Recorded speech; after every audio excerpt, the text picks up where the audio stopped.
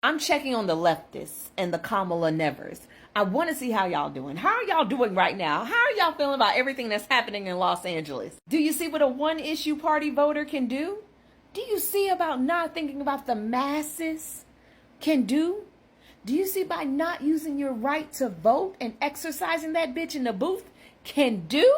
Do you see the destruction you do when you ignore everybody for one cause? Because baby, if you sit here and say Kamala Harris would do this in her own state, I'm gonna need you to go outside, touch the grass, look up in the air, and make sure the sky is blue, okay? Y'all Latinos for Trump, y'all didn't put y'all foot in it. This man is putting tactical gear down in Los Angeles right now. The National Guard will be on ground for 30 days. And I'm gonna tell you something. Gavin Newsom and the mayor of Los Angeles never requested that. This is Frumpy's way of being able to declare martial law. When he was talking about homegrown and getting rid of people in America, what y'all thought that was gonna be? How y'all thought that was gonna come about? Y'all see why we didn't go outside? Because this is what he wanted. I am all for them exercising their freedom of speech, but they would not be having to exercise this if y'all would have got y'all asses up, voted. Not split the vote by voting for Jill Stein. Not telling people to sit on their hands because it was G side or nothing. Not going against your own community, Latinos. White women, I don't expect anything from y'all. Y'all seem to love being told what to do. At least half of y'all don't have a brain. I just want to know how y'all sleeping knowing what y'all caused. We're on the brink of martial law. How the hell are you going to free Palestine from that?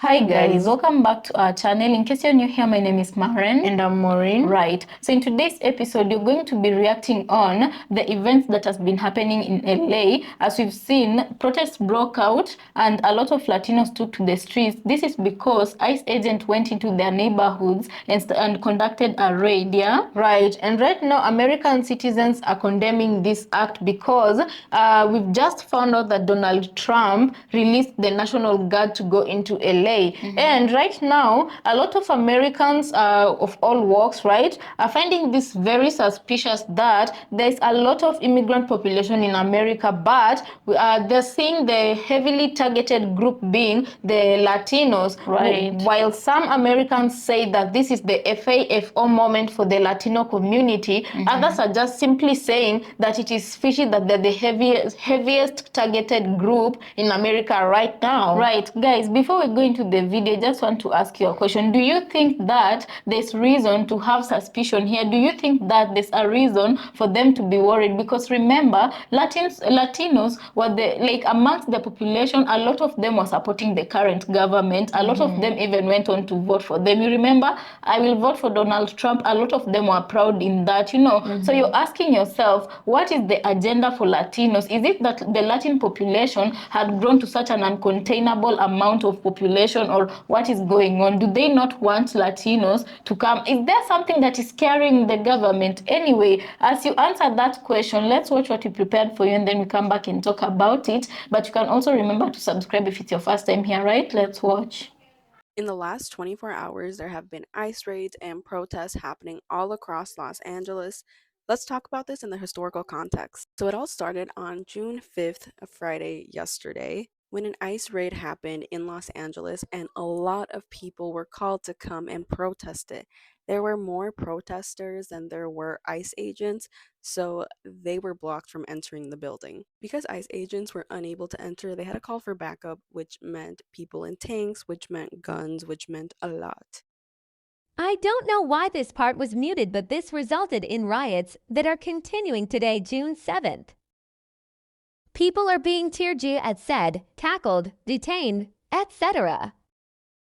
Last I saw, the police and ICE agents had surrounded the unarmed protesters. People are updating in real time what's going on in LA, which I think is great BC. It's humanizing the situation. Last time California participated in raids like this was during Operation Wet, where they got rid of they didn't get rid of, where they deported hundreds and thousands and millions of Mexicans and Mexican American citizens. This was around the 1950s and 1960s, and California didn't apologize for what it did until like 2015. So Latinos for Trump have finally spoken against him. It took y'all long enough. Actually, y'all should have did that shit before y'all even elected this man. Because I'm saying, yes, y'all helped elect this man. And now what's going on in Los Angeles is y'all fault. It is y'all fault. Y'all divided y'all vote. And you put this man in office. And what is he doing? He's going against people who are innocent. He's rounding up anybody and everybody that looks like your demographic. He don't give a fuck about warrants. Hell, I am so happy to see that y'all are out there. The ones that didn't vote for him are out there fighting against these ICE agents and not allow them to take anybody. Now I'm going to say this. Y'all need to pay attention because they will deploy the National Guard if they get access to that shit. That is ICE agent director's initiative tonight, is to try to get the National Guard on the ground against everybody that is protesting these roundups against ICE agents. So, y'all in my prayers. That's all I can do. Y'all are in my prayers. But Latinos for Trump, y'all asses should be out there. This is y'all fault. This is partly y'all fault that your people are being rounded up like cattle and sent to places that some of them have never seen before. Get y'all asses out there. Don't do a call out on the damn internet or media. Go get on the ground. If you are at an immigration protest, you need to be wearing a mask. You guys, if you are at an immigration protest, you need to listen to what this content creator is saying. He's saying, wear a mask, wear a hat, do not show your hair, cover up your tattoos. You need to make yourself anonymous. They have robot dogs walking around these protests and they're filming everybody. So remember, the ICE agents are disguising themselves so that people cannot find them online. You do not need the government finding you online because they think you are doing illegal activity or illegal protests or you're out of control or any of that. So yes, cover your face, wear a hat, do not wear anything that can distinguish you if somebody saw your picture online, because those robot dogs are recording the entire scene. And keep in mind, they'll freaking take that whatever stupid zip drive or whatever the hell they call it, and they will analyze that video. So seriously, be careful out there. I need y'all to understand what's happening in LA right now is the response of an administration that is scared shitless. Donald Trump and his goons went into this presidency thinking they were going to have everything handed to them on a silver platter, that they had all the pieces in place to do whatever the hell they wanted, and they very rapidly found out that that is not the case. Because they were under the assumption that if they acted tough enough, if they cracked down hard enough with ICE, that the United States citizens would roll over. But then they tried that shit in LA. Because ICE has now been successfully chased out of Boston, Chicago, and Minneapolis. This administration's getting desperate, which is why they went after LA. They went after LA because they're scared and they're trying to make a show of force to dissuade other cities from following suit after a lot of different city populations have shown that they will effectively stand together against ICE. LA was supposed to be the shock and awe, the steamrolling campaign of might that showed off just how effective this administration was at crushing dissent, and instead it has turned into the exact opposite. This easily has the potential to get so much wilder than the Rodney King riots of 1992, and let me remind you, those riots got so big that the United States government ended up sending tanks to LA. This is not the response of an administration who's getting everything they wanted, who's getting the final piece they needed to declare martial law. No, this is the response of an administration that wanted to make an example of someone and is rapidly realizing they fucked up by doing that.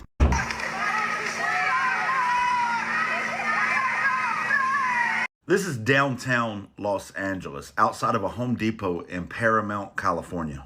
It's not some war-torn country across the globe. It's not some faraway land. It's right here in America. Citizens fighting against unnamed, masked, plainclothes agents, calling themselves ICE. These are tanks and other armored vehicles being brought into Washington, D.C. by way of train for a military parade that's going to be hosted by our president. military parades in the Capitol, and open warfare in the streets. These are the scenes that you watched on TV from the comfort of your home happening in faraway lands as we decry their leaders as dictators and authoritarians. As we scream, that is a country that needs a dose of democracy and the freedom eagle from America to fly in and save them. But that description now is not a scene on your TV. That country is not across the ocean. That country is not some concept. It's not people that don't look like you or sound like you or speak your language or pray to your God. It's us. It's America. Throughout history, when democracies have fallen and empires have collapsed, the people did not know when exactly it happened until it was too late. Listen to me. America has fallen. I don't know what happens next, but if you're still thinking that maybe America will survive Trump and his regime, it already hasn't. Donald Trump and his administration, they're trying to scare you right now. Because a few hours ago, Donald Trump announced that because of violent protesters against ICE agents, he's deploying the National Guard in Los Angeles. Now they're even considering sending U.S. Marines from nearby Camp Pendleton into Los Angeles as well. Folks, I'm here in Southern California, and I can tell you firsthand for a fact that these have been peaceful protests. A majority of these people are protesting peacefully. But Donald Trump and his administration, they don't care, and they don't want you to know that. They want to use this moment right now to heighten the tensions. They want people around the country to think that radical left lunatics are rioting against ICE and that the National Guard and Marines are going to be deployed whenever there's an uprising against the Trump regime. There's a reason why Governor Gavin Newsom didn't request the National Guard, because the situation is largely under control here. There's no need for the National Guard to be here, but Donald Trump wants you to think that he's the hero in this situation, that he's sending the National Guard here, but all he's doing is heightening tensions as well. Donald Trump never cared about the safety or well-being of Californians. He's only using this opportunity to terrorize our communities, to send a message to people that want to immigrate to this country. Don't let them. Continue organizing, continue sharing videos like this to help me tell the truth about what's happening here in Southern California. Never in the history of my life would I thought I would ever see some horrific ass shit like this. Y'all peep this shit. Now, in Los Angeles, there was a big, huge ICE raid. So fucking huge to a point where not only ICE agents was out there, they was using the force of the goddamn fucking military. So, in between all of this chaos, a fucking union president, he done got accidentally arrested and detained by ICE, and his office is demanding his release because he is a United States fucking citizen born here. And then on top of that shit, it done got so damn bad to a point where one civilian was trying to stop an ICE agent. And did you know that they ran him over? Ran him over. And if y'all don't believe me, go on YouTube and go search it up your damn self. It was on live television. And over there in Los Angeles, while this raid is going on, it done got bad to a point where there are children that was graduating from a predominantly Hispanic elementary school. During the graduation, their parents was facing deportation. They was, you know, little helicopters and all that shit flying around and all this other bullshit. The kids are just scared and terrified. And they over here detaining their fucking parents right in the middle of fucking graduation. So can you imagine these little faces? And they're crying and they got on their cap and gown, which is supposed to be the most proudest day of their fucking lives and their parents' life. It is the most terrifying one now. And also, a U.S. Marshal was also detained. Now, when this mass deportation started, now granted, I did agree with this shit. I did. Because I thought that they was going to do like how Obama did with the 150 people that he had deported. But granted, they all had records. they were all fucking criminals. They were all had something going on. Not these people that they over here deporting left and fucking right. They are deporting U.S. citizens that was born here. And then they're deporting people that's going through the process legally. They not even giving them a fighting fucking chance. Now I'm not even with this shit no more. Because what the fuck? Y'all fucking sat here and lied to us talking about we're only gonna detain just the criminals. Then why the fuck are y'all detaining innocent fucking people? Did y'all lie about that shit too?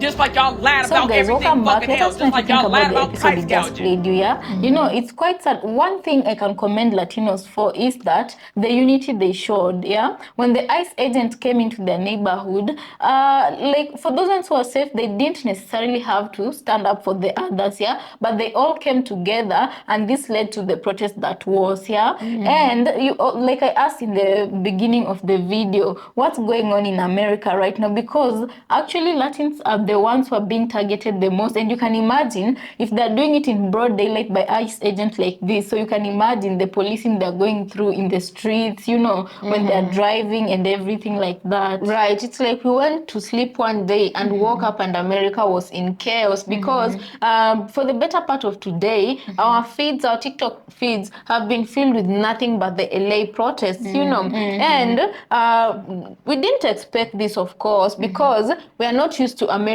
looking like this. It's right now, as one of the commentators said, it is looking like a war zone, you know, like a literal war zone. It kind of reminded me of our very own protests here in Kenya and how the media described Kenya as a very dangerous country and a third world country. Right. Meanwhile, Black Americans are saying they're staying out of this one because they very well know that if you look at this situation, it did not take President Trump so much for him to call the National Guard on them, Latinos. you know, and these are Latinos. And you also realize that Latinos are, much as they have proximity to white people, they are not white. So you realize also there was a lot of police presence there. Right. You know? Yeah. So, but what I'm very happy about this situation is I didn't see a lot of black people in the crowd. Because can you imagine what, I feel like the situation would have been much worse if there was black people in the crowd. Yeah, and black folks are telling their own to mind their business. Yeah, much as you'd like to step in and help in whatever way, you just help from home. Exactly. And you asking yourself, it's like, at what point did America turn on its citizen and started treating its citizens the way it's doing right now? Because when you look, these are things you never used to see. Like, this is not normal to America, but very slowly it's looking like people need to start getting used to the new norm that this is here. Because I feel like there was a point where America used to treat other countries poorly. You know, they were picking fights with other people, but right now, because they're not, it's no longer them who have the final say, or they're not the top dog anymore. I feel like they can't afford to fight with other people, so they're bringing that, you know, in their own home, to their own people, to their own citizens, you know. And this is why they say usually the leader you choose for a country matters because he determines how a country is gonna look like. And I do feel like it's not only America. Like right now, there are a lot of bad leaders than good leaders, you know, worldwide. Because when you compare the character that is what's his name, Donald Trump, is the same character that is in our president, you know. And I was seeing on TikTok someone say they watched, I don't know, it was a documentary by it was just a big station. I don't know if it was CNN or BBC, but it was just a big station, yeah. And they were doing a documentary on how dictatorship starts and how a dictator looks like, you know. Right. And I'm asking myself, what's going on in the world right now? Because we seem to have many leaders like President Trump, because just recently in Kenya, there was social media influencers, activists who went on Twitter to talk against our president, not disrespectfully, not what, he was just calling out the, you know, and the wrong that was being done by the government. Exactly. He was actually arrested and he died in police custody, and the police came out with a statement saying saying that he had knocked his head in the cells. You tell me, does that head need to be knocked without someone knocking it on the head? Anyway, this is not about Kenya, right? As of right now, people are still protesting. We're just waiting to see how this situation will end up, right? Yeah. But as for the black community, I really do understand why most of them would rather help from home but are not doing much more. Cause tell me why. Right now, there are a few influencers, POCs, of course, right? And a few white people who are asking black people, why are you staying quiet for this long? Why are you staying away for this long? And I do feel like up until now, the black American community has not been convinced or given a good reason as to why they should join, like physically join this war, you know. Although because at the end of the day, I really truly do feel like they're not the ones who started this. And then the biggest question now becomes, have the POCs and the white people done enough to show that now it's the right time for black people to come them to in? join hands. Have they done enough? Have they taken enough bullets? I understand the question you're asking, although how I'm looking at it, it's like it's going to get to a point where everybody's going to have to get out in the streets. Exactly, Because, it's true. When you look at a country where even the cost of living has gone up so much and it keeps on going up, this is not something that is only affecting just one type of person. Right now, it's affecting everybody. So it's just a question of when is it going to happen? Because I feel like the government should not be pushing its people to a point where it's like you're backing these people to a corner to see how much can they take, you know. And I feel like it's gonna get to a situation where a lot of people are going to be getting out of the streets and the chaos is only going to be getting worse. Let me remind you a situation that happened in Sri Lanka, guys. These people, they were not happy with their government.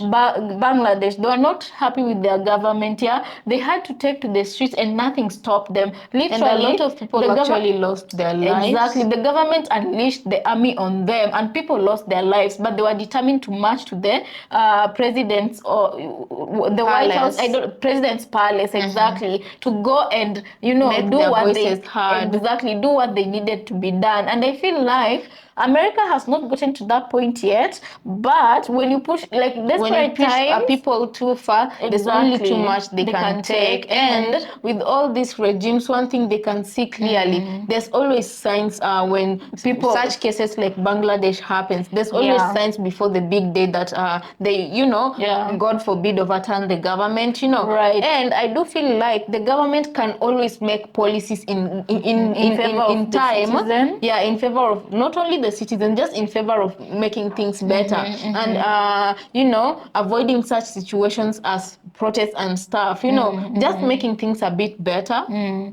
Anyway, guys, let us know what you think about this episode. Quite genuinely, my heart is with the Latinos. I feel bad for them, much as all of them, a lot of them voted the way they did. There's still some innocent others ones who did the right thing and made the right choice, you know. So our heart goes out to those kind of Latino, number one. And number two, there's someone who asked a very important question at the beginning of this video. If you can remember, it was a black brother who was wearing a white, red t-shirt, right? So he was wondering why all these Latinos and Hispanic immigrants were being targeted, like what was at play here.